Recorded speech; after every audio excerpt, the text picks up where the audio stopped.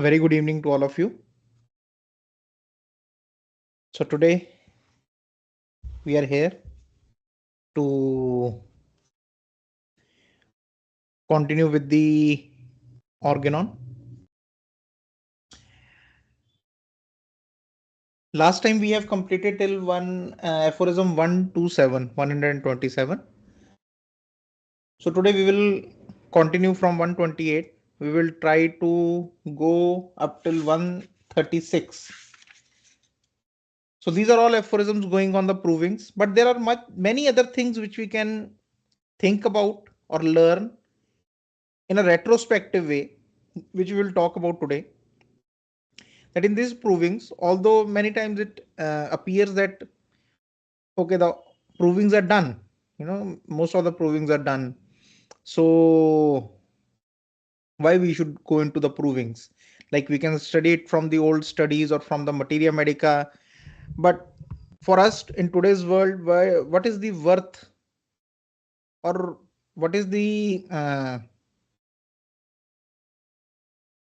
profit kind of to do a proving? So even today I'll just give a brief and then we will keep discussing about this thing. The provings, okay.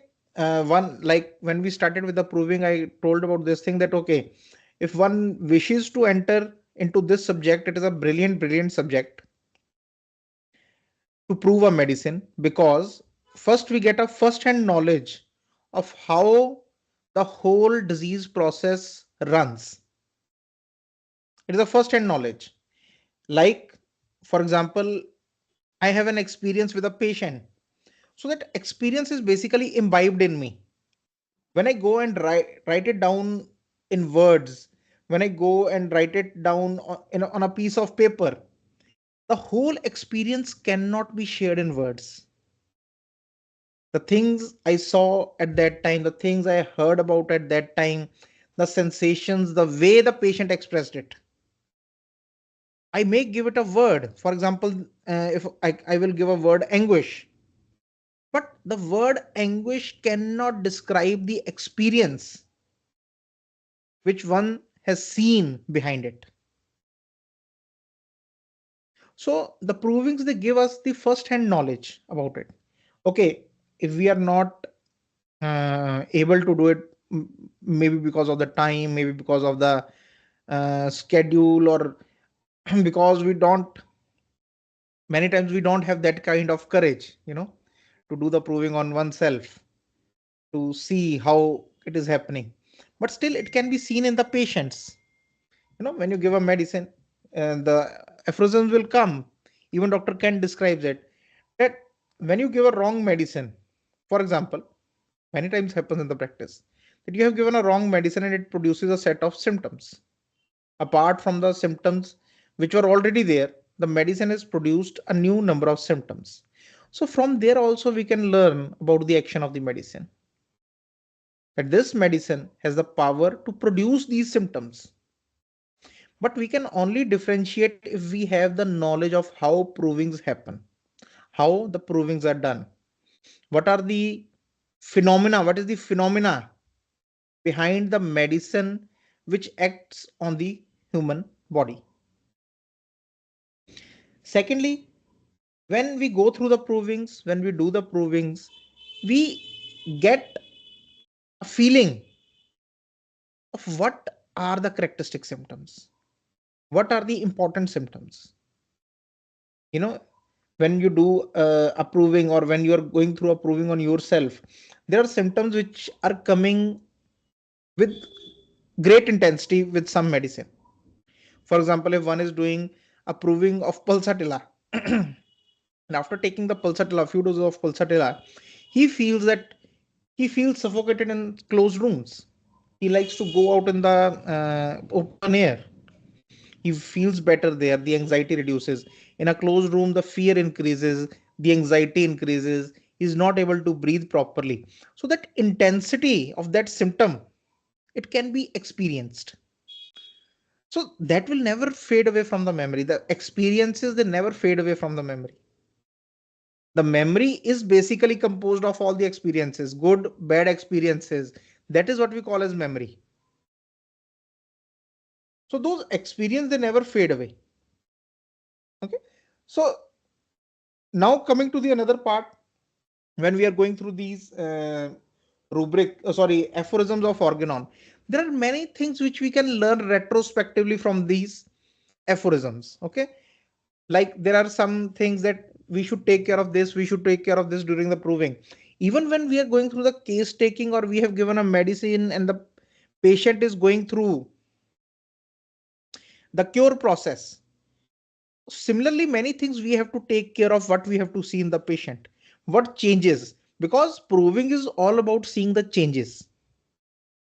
So similarly, cure or the follow up is all about seeing the changes. So from here we can get an idea that how we have to see those changes, what we have to keep in our mind. So we'll start with aphorism 128, and as we move on we will discuss this thing in more details.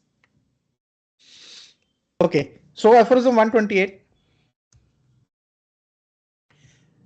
The most recent observations have shown that medicinal substances, when taken in their crude state by the experimenter for the purpose of testing, their peculiar effects do not exhibit nearly the full amount of the powers that lie hidden in them, which so lie hidden in them. So Dr. Hahnemann is saying that in the recent observations, whenever the medicine is taken in a crude form, like it is not dynamized, it was made in a form of tincture, the mother tincture, and when it was taken, so it showed that it did not showed or exhibited the full amount of powers.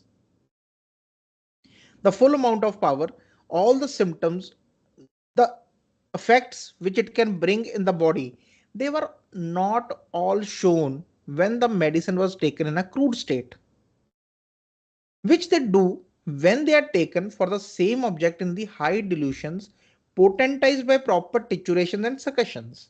So when they are dynamized, when they are properly potentized, okay, when they are titurated and succussed, succussed means when we give the strokes, the succussions to the medicines, and they are prepared in the high dilutions, the kind of powers they show, the symptoms which they show at those high dilutions, they are not seen in the crude state. So first of all, the importance of potentization, it came to the knowledge of Dr. Hahnemann when he was proving the medicines. Because when he was proving, he started with the crude this thing, and then he went into those dilutions and trituration and succussion. So when he went into that, and then he started seeing that when the experiment or the proving is made with more high dilutions, the more potentized medicines, the more number of symptoms from the deeper or strong powers which the medicine has of affecting the health of an individual, they come out more openly, they can be seen more clearly when the medicine was given in a diluted or potentized state. So from here, like I was talking to you retrospectively, so similarly in a diseased patient, if we look into this aphorism, what will be more better to give, the crude form of medicine or the diluted form of, or the potentized form of medicine,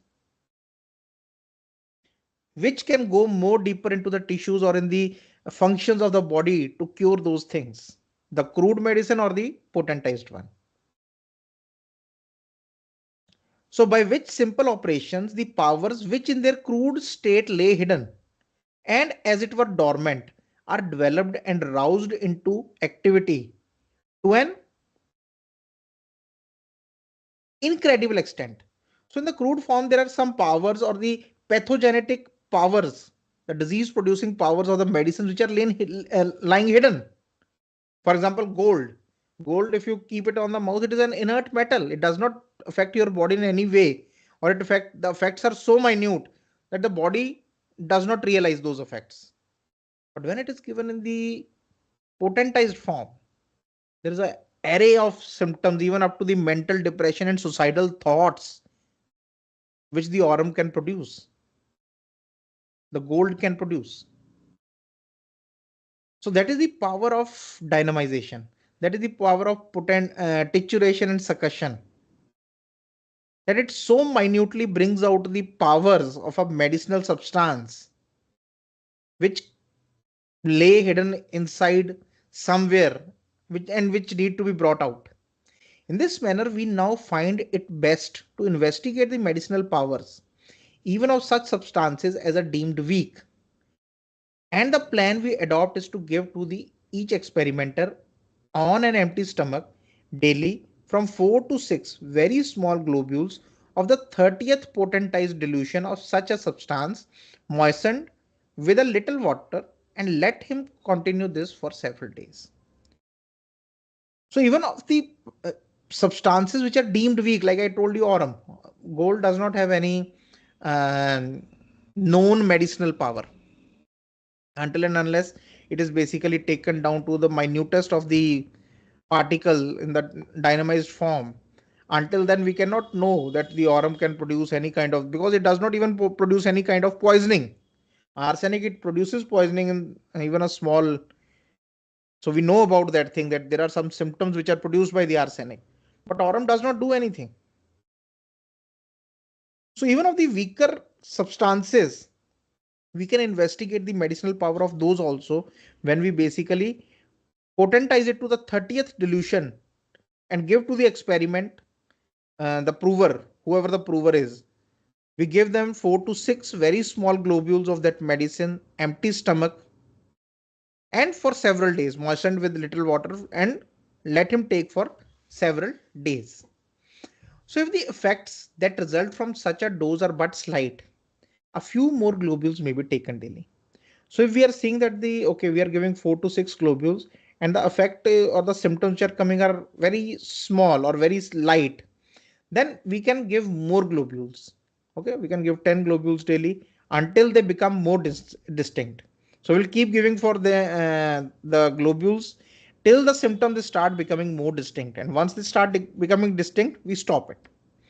Distinct and stronger, and the alterations of the health more conspicuous, for all persons are not affected by a medicine in an equally great degree. Okay, because everyone is not that sensitive towards the medicines, like we have done with the idiosyncratic patients, that they are the most sensitive types, that even a smell of a flower and they can go into a syncope, they can faint. So they are the most sensitive people.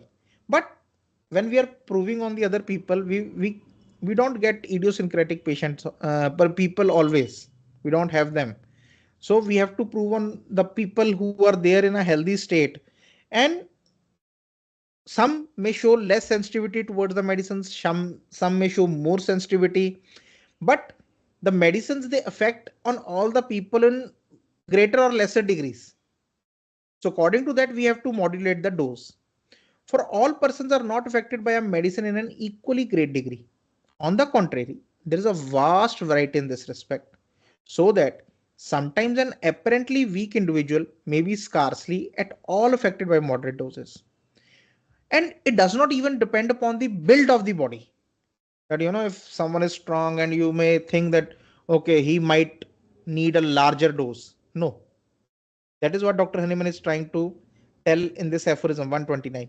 Even when we are giving them remedy to cure someone, not proving, but to cure someone, if you are saying that a person is large build, it does not mean that he needs a bigger dose. Or if you see a small, weak person, that he needs a smaller dose.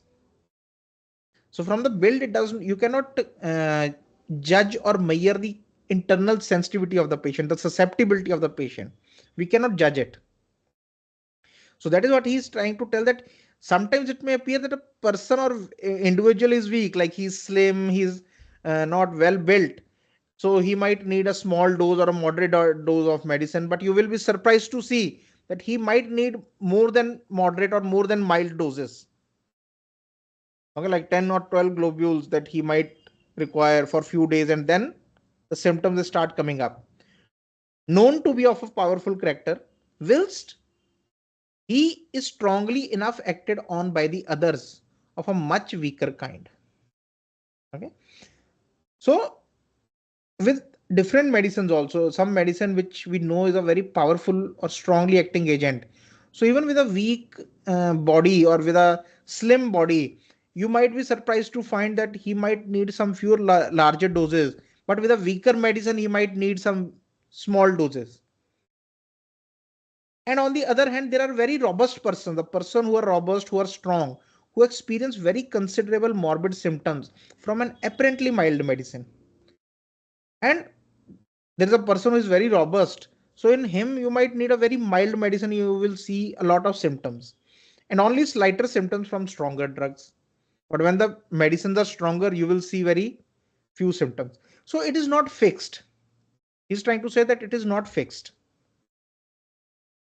Why he's saying is that now, as this cannot be known beforehand, we cannot know beforehand how is the susceptibility of a particular person to a particular medicine.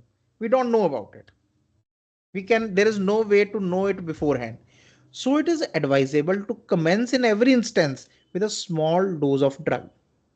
So whenever we are starting, we have to start with a small dose of medicine, and then if needed we can increase it. So similarly in the cure also, we don't know what kind of susceptibility the patient is having, what kind of primary aggravation the medicine can cause. So again, there also retrospectively, if we see on the opposite part, it is very important to understand that we will start with a small dose. And if we see that there is a need for more bigger dose, more globules, more this thing, then we can keep on increasing the amount of the dose. And where suitable and requisite, to increase the dose more and more from day to day. Okay. So in the proving, if we need that, okay, very few symptoms have come with a first dose or a small dose, we can increase the dose every day until and unless we start seeing the array of symptoms strongly. So if at the very commencement, the first dose administered shall have been sufficiently strong, this advantage is gained that the experimenter learns the order of succession of the symptoms and can note down accurately the period at which each occurs. Now he will talk about the two scenarios in the provings. The first scenario is that we have given the first dose of some medicine to some person, and that medicine has acted, or that dose has acted very strongly on the patient, and a very good array of symptoms have come up. So in such a case where the first dose have started a good strong symptoms, there we have an advantage to understand how the succession of the symptoms came. For example, China was given to a patient and it was strong dose for him. It was a sufficiently strong dose for him. So after taking the China, after 2 hours, he started feeling ache, the pain in the body. There was, restlessness and the pain in the body. He started noticing this thing. After one more hour, he started feeling the chill going in the back of the body. Then after a few minutes, he started feeling, that he's getting feverish and the fever is increasing with the chill. The heat stage is coming, or the chill is shifting into the heat stage. So there we have basically a succession of symptoms that, okay, first ache came, then the chill came, then the heat came, then after this much of hours or this thing, the perspiration came. So we have accurate time of how the symptoms developed. So this is very important because in many acute cases, intermittent fevers, or even in the chronic disease also sometimes, that these stages, they are very important. Like we have discussed in Antim-Tart also, when I was in Thailand or even I was in Brazil, I have shown this case of Antim-Tart of this lady, and we have discussed the stages. That the anthem start, the first stage is the weakness. Usually the cough comes or the fever comes and then the weakness comes. But with the anthem start, the first thing is the weakness. The whole thing starts with the weakness. So when you have this succession of symptoms, that this symptom came, then this came, then this came, then this came, then this came, this helps very, very beautifully to find a similima. So in provings, when the first dose has been sufficiently strong, in those provings we can get a succession of the symptoms and can note down accurately the period at which occurs. Okay, after how many hours, after how many minutes the next symptom came, then the next came, the change happened. We have an accurate time of period, which is very useful in leading to a knowledge of the genius of the medicine. Okay, the phenomena of the medicine. It is very useful to understand that thing. For then, the order of the primary actions as also that of the alternating actions is observed in the most unambiguous way. Unambiguous is which is very clear, where there is only one kind of result which we can bring out. So we can understand the primary actions, and if any alternating action is coming, for example, first the chill came, then the heat came, we know that these are the alternating actions. There was a loss of appetite followed by the increased appetite. We know these are the alternating actions of the same medicines. So in a very clear way, we can understand the succession of the symptoms. A very moderate dose even often suffices for the experiment, provided only the experimenter is endowed with sufficiently delicate sensitiveness and is very attentive to his sensations. So the prover, there are some qualities of the prover also. When you have to select a prover, we'll come to that next time when we will be discussing the Organon. Next Wednesday, we will talk about the qualities of the prover. But the first thing is that the prover should be delicate, sensitive, and he should pay good attention to his sensation, what he is feeling. Because provings basically depend a lot upon the intelligence of the prover also. If the prover is not able to exactly tell what he is feeling, if he is confused, not because of the medication, not because of the symptom of the medicine, but he is basically confused or he cannot differentiate clearly. So the provings might be, they may not be very accurate provings. The duration of the action of a drug can only be ascertained by a comparison of several experiments. Okay? And the how long the action of a drug, the action of the medicine, it went on, that can also be seen after several experiments. That, for example, the action of the medicine can last for 2 hours, 3 hours, 4 days, 5 days, how long it basically. So there are many things which we can learn from these provings. If, however, in order to ascertain anything at all, the same medicine must be given to the same person to test for several successive days in ever increasing doses, we thereby learn, no doubt, the various morbid states this medicine is capable of producing in the general matter, but we do not ascertain their order of succession. Now, the second scenario. For example, the first dose has not brought out a good area of symptoms, but we have to give it for several days, and slowly the symptoms are developing. Okay, for example, we have to give medicine for 5 days. The first day there were few symptoms, second day then there was increase of the symptom, third there were more, fourth more than the third day, then fifth a good area of symptoms. So in that case, we cannot ascertain the succession because we have repeated the doses. So we don't know which dose has produced what kind of symptom at that time. All those symptoms are important. They show the various morbid states of the medicines. They show the different symptoms that the medicine can produce. But we cannot be very sure about which symptom came after which. Okay, so in those provings, the succession cannot be taken.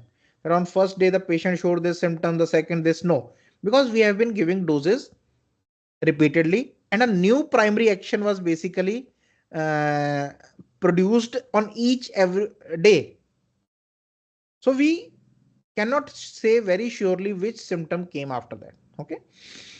So in those cases, the subsequent dose often removes curatively someone or the other symptoms caused by the previous dose. So what happens is, for example, I gave uh, sulfur to a patient today. So it produced some itching, it produced some depression of the spirits, it produced some kind of urinary infection or the inflammatory process of the urine, the burning, some burning in the feet. That's it. The next day I repeated the sulfur again. So it produced some new symptoms, but it cured the burning of the urine, because the medicine will also act in a curative way. It might remove the symptoms of which were already present in the body of sulfur. So the next day, the depression of spirits went away and the urinary burning, it went away because of the second dose. But new symptoms are also produced. So there we cannot be very clear that the succession by what symptom came after which. But all those symptoms are coming under the action of sulfur. That is for sure. So subsequent dose often removes curatively someone or the other of the symptoms caused by the previous dose or develops in its stead an opposite state or might produce an opposite state. For example, there was heat of the foot, it will produce the coldness of the foot. Such symptoms should be enclosed in brackets to mark their ambiguity. Okay? So if there are some these kind of alternate states, they should be put in a bracket. Might be put a question mark or might be put in a bracket to mark their ambiguity. Ambiguity means that it can be understood in more than one way. Until subsequent purer experiments show whether they are the reaction of the organism and secondary action or an alternating action of this medicine. Okay. So it can be made more clear in the next experiments when the experiments are done on other people or in the same person, some new experiment is done with the same remedy. Then we can be sure when we have gone through provings on 30, 40, 50 people, then we can become more sure of, which is the pure symptoms of the medicines. Aphorism 132. But when the object is without reference to the sequential order of the phenomena and the duration of the action of the drug, only to ascertain the symptoms themselves, especially those of a weak medicinal substances. So when the objective is, when our aim is just to see the symptoms, ascertain the symptoms, that's it. We are not after the sequential order of the phenomena or how long the drug acts. For example, we are experimenting with the weak medicinal substance. In those cases, what is and the objective is only to understand what kind of symptoms are produced by this medicine. In that case, the preferable course to pursue is to give it for several successive days. So in that weak medicinal substances, we can give it continuously for several successive days, increasing the dose every day. For example, if I give 4 globules today, next day 5, next day 6, next day 7, next day 8, until and unless those symptoms start becoming more clear. In this manner, the action of an unknown medicine, the medicine which we don't know about, even of the mildest nature, will be revealed, especially if tested on sensitive persons. So, because nowadays we have many equipments, we have so many big machines, and everything is available to us to know about certain substance. There is this photometry and everything, that what kind of substance it is, what is the chemical nature of that thing. But during Hahnemann's time, Dr. Hahnemann's time, there were medicinal substances which are known, but there are so many substances whose medicinal action was not known. So how to know about the action of those medicines? So this was a way to know that for example, the rose water. If you take rose water, uh, rose is a very weak has a weak medicinal action. It basically, the smell of this thing or this thing, it basically acts on a people who are very, very, very sensitive, the idiosyncratic patients. But in order to know that thing, in those cases they have to, like the gold, I told you about the gold. So in those kind of things which have weak medicinal substance in it, it was very much important to understand that how we have to know that what kind of symptoms or what kind of pathogenetic power these kind of substances contained. So this is an aphorism for that then don't bother for the sequential order. First you need to know what kind of power this particular substance contains.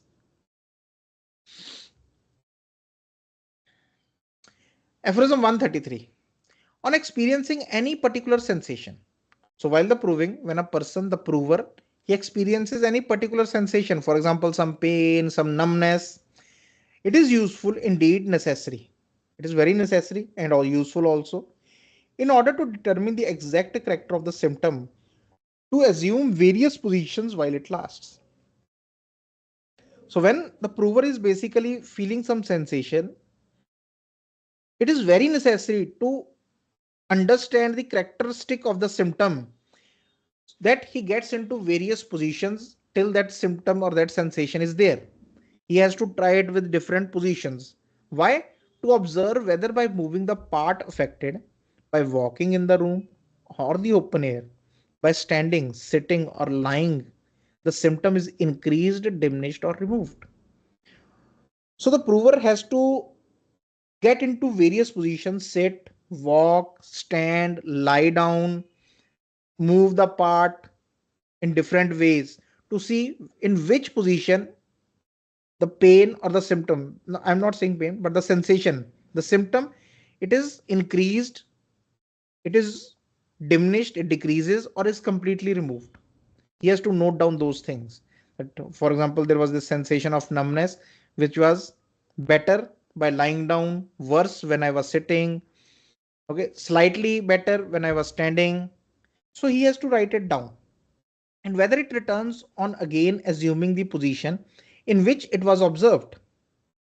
And when he goes back to the position where he first observed the symptom, whether it returned again or not, whether it is altered by drinking or eating or by any other condition or by speaking, coughing, sneezing, or any other action of the body, or any other action, like for example when he's eating or speaking to someone, sneezing or coughing, whether this symptom it is aggravated or ameliorated.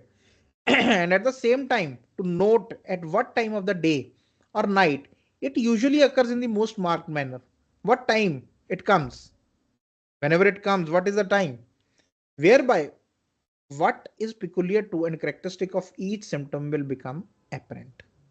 Now this aphorism is very important. This is the first aphorism which tells us about the importance of the modalities, the aggravations and ameliorations. Look at the last line, whereby what is peculiar to and characteristic of each symptom will become apparent. By doing this, these things, the characteristic of each symptom will become more clear. So looking at it more deeply, understanding it more deeply, basically modalities make a symptom characteristic. For example, someone is having headache. Headache is just a headache. The sensation of bursting headache is a sensation of bursting headache, but it cannot become characteristic until some aggravation or amelioration factor is attached to it. Then it becomes a characteristic symptom. Then it becomes a individualized symptom, a symptom which basically belongs to the patient, not to the pathology. So this is the importance given to the modalities while proving also. It is very important to do all these things to make this symptom more characteristic. That the pain is ameliorated by motion. For example, someone is having sciatica or some neuralgia in the leg, which is getting ameliorated by the motion. So neuralgia in itself is not important, but that ameliorated by motion makes the whole symptom very important. It makes the whole symptom become a characteristic symptom. So similarly, while analyzing also the modalities, with the symptoms which have very strong modalities, they and unique modalities, the modalities which are uncommon, which are not seen very clearly. Okay, so those modalities basically make that symptom more characteristic. So aphorism 134, all external influences and more especially medicines possess the property of producing in the health of a living organism a particular kind of alteration peculiar to themselves. So any kind of external influence, even the medicinal influence, they have this power, they have this property that they will produce a peculiar kind of action in the health of a living organism. Peculiar to them. Arsenic will produce a peculiar characteristic which will be different from the peculiarity of the merksol, which will be different from the peculiarity of the lachesis. Okay, so they all have this peculiar kind of action. But all the symptoms peculiar to a medicine do not appear in one person, nor all at once, nor in the same experiment, but some occur in one person, chiefly at one time, others again during a second or third trial. But when you are proving the medicines, all the symptoms they will not come in one person, because there is also a resistance of the susceptibility of the person also. So he will produce some symptoms now, some symptoms in the next, or in the next, or some symptoms will be produced in one person, some will be produced in the second, some will be produced in the third. Then maybe the symptoms of one and two might be repeated in the sixth patient. So in another person, some other symptoms appear, but in such a manner that probably some of the phenomena are observed in the fourth, eighth, or 10th person, which had already appeared in the second, sixth, or ninth person, and so forth. Moreover, they may not reoccur at the same hour. Okay. So the thing is that though they have the peculiar characteristic, they have the peculiar phenomena, every medicine or every influencing agent, but they will not influence each and every person in the similar way, and nor at all the times. Similarly, as we have done in Aphorism 31, that these things they do not affect the person unconditionally, any kind of inimical substances. So right now that medicine is an inimical substance, so it will not produce all kind of symptoms in a person all the time. Okay, sometimes some symptoms, but the important thing is to understand that these all symptoms which are produced in this 10 people, 20 people, 30 people, they all basically belong to the medicine. Collectively they belong to the phenomena of the medicine. The whole of the elements of disease a medicine is capable of producing can only be brought to anything like completeness by numerous observations on suitable persons of both sexes and of various constitutions. So if we want to complete the symptoms which a medicine is capable of producing, the pathogenetic effects or the pathogenic power of a medicine, if we want it in whole completeness, we have to give it to many people of different constitutions, of different sexes, of different age groups also. We can only be assured that a medicine has been thoroughly proved in regard to the morbid states it can produce, that is to say, in regard to its pure powers of altering the health of man, when subsequent experimenters can notice little of a novel character from its action. So now how do we know that okay, whatever we wanted to learn about the medicine is completed? When we are doing the provings again and again and again, and now nothing new can be added to the proving. Okay, for example, 1 to 30, I had something new to add. But from 31 to 40 or 45, these 15 experiments which I have done with the same medicine on different people, there is no new symptom which has been produced. So then we can understand, okay, we have given it in a higher potency also, we have given it in increasing doses also, but nothing new now can be added to the medicine. So there we can know, we can be assured that the medicine is thoroughly proved. And almost always only the same symptoms as had been already observed by the others. So we are getting the same symptoms which we have observed earlier also. Although, as has been said, a medicine on being proved on healthy subjects cannot develop in one person all the alterations of health it is capable of causing, but can only do this when given to many different individuals varying in their corporeal and mental constitution, yet the tendency to excite all these symptoms in every human being exists in it. So Dr. Him is saying that although I have said this thing, that the medicines cannot produce all the symptoms in all the people, even of different corporeal or mental constitutions, it cannot produce all the symptoms, but it has the tendency to excite these symptoms in all the human beings, according to an eternal and immutable law of nature, by virtue of which all its effects, even those that are but rarely developed in healthy persons, are brought into operation in case of every individual if administered to him when he is in a morbid state presenting similar symptoms. So he's saying that if even the medicine is not giving or showing the symptom on all the provers, it contains the same power of producing those symptoms And if someone comes with those symptoms, a patient comes with those symptoms in a diseased state, it contains the power to cure them. If administered to him when he's in a morbid state presenting similar symptoms, when he comes in a disease state, some patient comes in presenting the similar symptoms, it then, even in the smallest dose being homeopathically selected, silently produces in the patient an artificial state closely resembling the natural disease, which rapidly and permanently homeopathically frees and cures him of his original malady. So although he's basically trying to clear the mind of the homeopath, of the physician, that I am saying from my experience that when the medicines are proved, they do not show symptoms in every individual. And we have to prove the medicine on different corporeal constitutions, on different physical and mental constitutions. And even though they don't produce the symptoms in all of them, or the same symptoms of in all of them, but this medicine have the power to cure those symptoms, because the symptoms which came in all those 30-40 patients, that basically shows the whole power of the medicine. It is a collective power.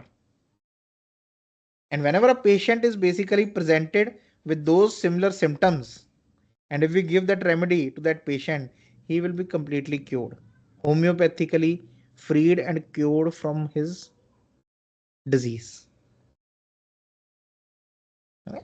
So because many times this thing comes into the mind that, okay, if the medicine cannot produce the symptoms in everyone, then how it can cure everyone? We are giving the medicine to a healthy individual. So a healthy individual always have a, this thing, a resistance to something which is acting on him. That is why we have to give, sometimes Dr. Hanuman say that we have to give more doses. So in a healthy individual, there is always a resistance. So they always resist some symptoms according to the constitution. For example, I have a particular kind of mental constitution. So my mental constitution, my mental willpower, it is able to ward off some symptoms which are coming from the environment also. For example, there is some irritability in the environment, but I am mentally strong. I am at a place mentally where I can ward off those things. So when we are in a healthy state, when we are in a strong state, we are able to repel some things from the impression of some things on us. So similarly, when a medicine is acted on a healthy human being, it is very important to have a healthy human being for the proving of the medicine, so that we don't get confused in the symptoms of a disease and the symptom of the medicine. So the patients, sorry, the provers, they also ward off some symptoms. They also repel some symptoms. They don't let them and those symptoms be produced on them. There are many things behind that thing. But to understand out of all this thing is that all these actions, all these provings, and all the symptoms which we have seen on different individuals, they all fall under the action of that medicine. That is the main thing to understand here. Okay. So we'll stop at 136 now. From 137 onwards, there are few aphorisms to where Dr. Hanuman will tell us the characteristics of a prover. What kind of prover you have to select so that the proving goes good, it is accurate. And then few aphorisms there will be where he will talk about some things which will also give us an insight into how to understand a patient. Although he will be talking about the provings, but again, we can go more deep into understanding that what kind of symptoms become more characteristic and why they come. So we'll discuss in these aphorisms next Wednesday. Next Wednesday. I think it is 4th December. Next Wednesday.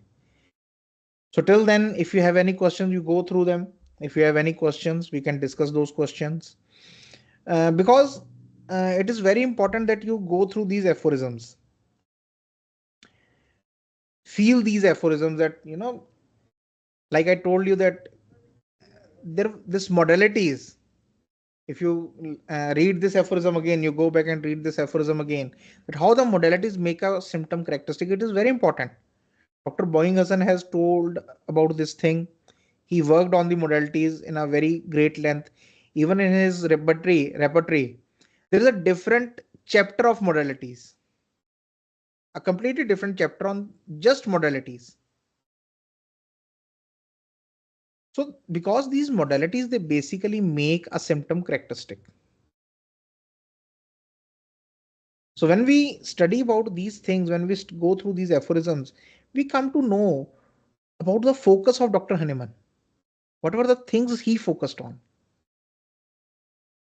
We when we go through the aphorisms about the provings and again the case taking, and we will go how to analyze the information which we have get in, you see that how deeply and how minutely he goes to the point of telling us what not to do and what to do, which mistakes not to make, because that will take us on a wrong way, on a wrong path. Like he told that don't experiment with the crude medicines, go for the dynamized ones. I have done already. What is the this advantage of writing the organon if we also have to do the same mistake? you know the Dr. Hahnemann has gone through all that process and brought us the pearls, the diamonds, and we want to go. So he's saying that not do with the tinctures or the crude form of the drugs. Don't give those, even in the experiments, even when curing, because they don't have that much power as the potentized medicines. The potentized medicine have those powers. And we can see in our experience also that many things which we say are basically non-medicated or neutral, but when potentized, there is a very strong group of symptoms which they give or which they can cure. So these aphorisms, the feeling, the the thinking process of Dr. Hahnemann, how he thought, that is very important. So again, request you to go through these aphorisms again during the week and feel those aphorisms, that what Dr. Hahnemann is trying to tell, what he's wanting us to do. Okay. So with that, I will take your leave. Thank you.